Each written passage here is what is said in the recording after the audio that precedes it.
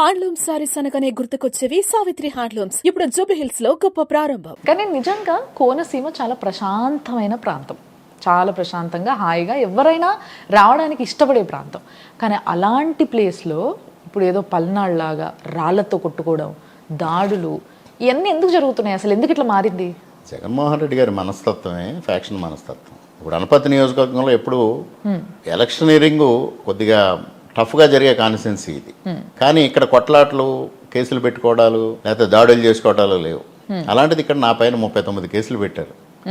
ఒక కేసులో జైలుకి పంపించారు, నా ఇంటి మీద దాడి చేశారు, నా కారు పైన దాడి చేశారు, నన్ను అసాసినేట్ చేయడానికి ప్రయత్నం చేశారు, నా పైన క్షుద్ర పూజలు చేయించారు. ఇన్ని పరిస్థితులు ఎందుకు వచ్చినాయి అంటారు? జగన్మోహన్ రెడ్డి ఆ పాలెగాడి మనస్తత్వం, ఆ పూర్వపు రాయలసీమ పాలెగాడి మనస్తత్వంతో ఆంధ్రప్రదేశ్ రాష్ట్రాన్ని మొత్తం ఆ రాయలసీమ సంస్కృతి, పూర్వపు రాయలసీమ సంస్కృతిని తీసుకురావాలి, తద్వారా మొత్తం తన గుప్పెట్లోకి తీసుకోవాలన్న ఒక ఆలోచనతో ఈ విధమైన ప్రయత్నాలు జరిగినాయి. సో మరి ఇన్ని ప్రయత్నాలు జరిగితే ఏ ఒక్కదానికి మీరు చిక్కలేదా సార్? అంతే కదా, మరి చిక్కితే ఇలా ఉండనుగా మీ ముందు. అంటే ఏదో ఒక ప్రయత్నానికి ఎక్కడో ఒక దగ్గర మిస్టేక్ ఉన్నా లేకున్నా ఒకటి చిక్కి జైల్లోకి వెళ్ళా 15 రోజులు 14 రోజులు వెళ్ళొచ్చారు. మరి అదేంటి, అది ఓన్లీ నిందేనా? నిందే, అంతేనా? ఇంకా దాని కంటిన్యూషన్ నాకు ఏం కనిపించలేదు సార్, నేను ఎంత వెతికినా కూడా. ఎందుకంటే 14 రోజులు రిమాండ్ లో ఉన్నారు మీరు అన్న విషయం అయితే తెలుసుకున్నా నేను ఆ కేసులో. అంటే హత్య చేసింది మీరా కాదా అనేది దానిపైన ఒక హత్య చేసిన అభియోగం కాదండి. అంటే ఎవరైతే చనిపోయిన వ్యక్తి మా బావగారే, ఆయన ఆత్మహత్య చేసుకున్నారు. ఆ ఆత్మహత్య చేసుకున్న దానికి ప్రోత్సాహం ఇచ్చింది నేను, ఆత్మహత్య చేసుకోవడానికి ప్రొవోకేట్ చేసింది నేను, కాబట్టి నా పైన 306 కేసు నమోదు చేశారు.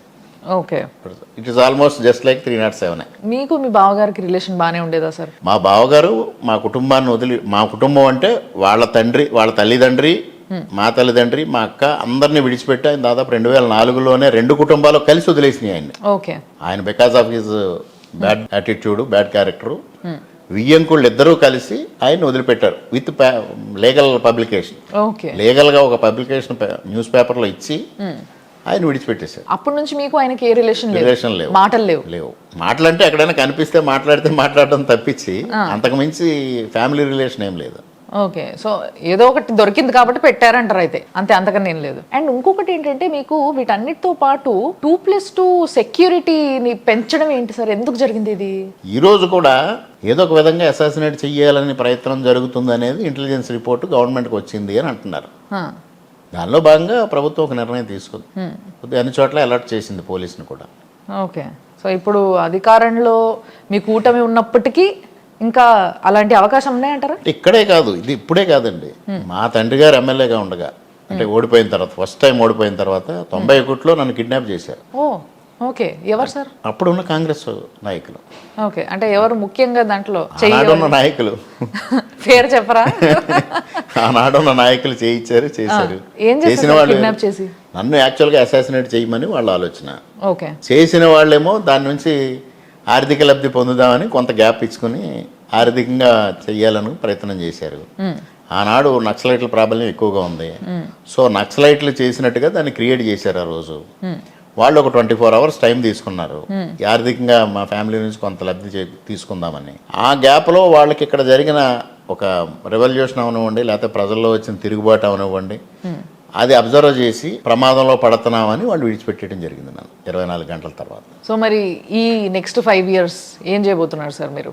ముఖ్యంగా 5 సంవత్సరాలు పూర్తిగా నియోజకవర్గం అభివృద్ధికి దూరంగా ఉందండి. అస్సలు జీరో కూడా కాదు, మైనస్ అనాలి. ఎందువల్లంటే ఒక ఎగ్జాంపుల్, ఒక రోడ్డే తీసుకోండి. రెగ్యులర్ పీరియాడికల్ మెయింటెనెన్స్ జరిగితే దానిపైన ఖర్చు పెట్టాల్సింది తగ్గుతుంది. ఇవాళ పీరియాడికల్ మెయింటెనెన్స్ పూర్తిగా పోయింది. సో ఇవాళ మేము 1 లక్ష ఖర్చు పెట్టాల్సిన చోట 2 లక్షలు ఖర్చు పెట్టే పరిస్థితి వచ్చింది. క్రష్ నుంచి డెవలప్ చేయాల్సి వస్తుంది. ఆ పరిస్థితికి వచ్చేసింది వాళ్ళ నియోజకవర్గం.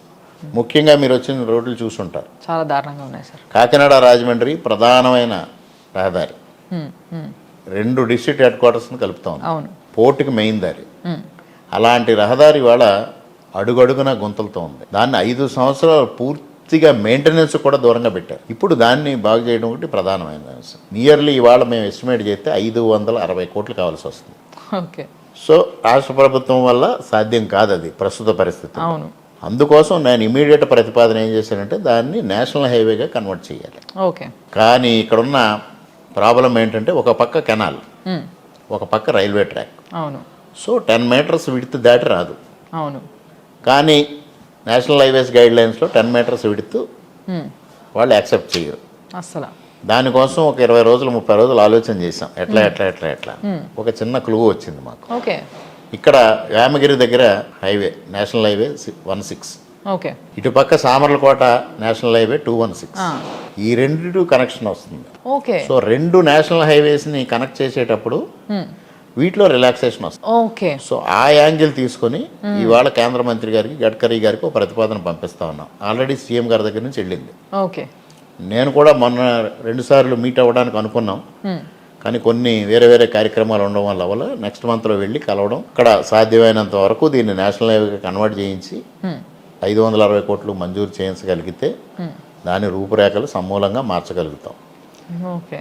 ప్లస్ ప్రధానమైనది ఇరిగేషన్.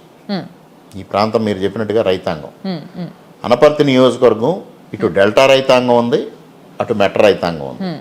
ఇద్దరికీ గోదావరి జలాలు అందించాలి.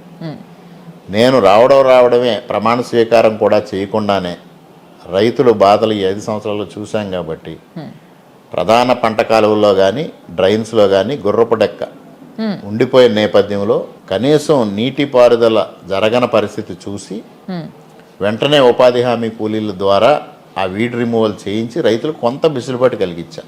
ఓకే. అదే విషయాన్ని ముఖ్యమంత్రి గారి దృష్టికి తీసుకెళ్ళినప్పుడు వెంటనే గోదావరి డెల్టాలో వీడ్ రిమూవల్కి 20 కోట్లు మంజూరు చేశారు. ఓకే. ఆ 20 కోట్లతో ఇప్పుడు పనులు జరుగుతున్నాయి. ఓకే. కొంత సిల్ట్ క్లియరెన్స్ కూడా కొద్దిగా ఇచ్చారు ఫండ్స్.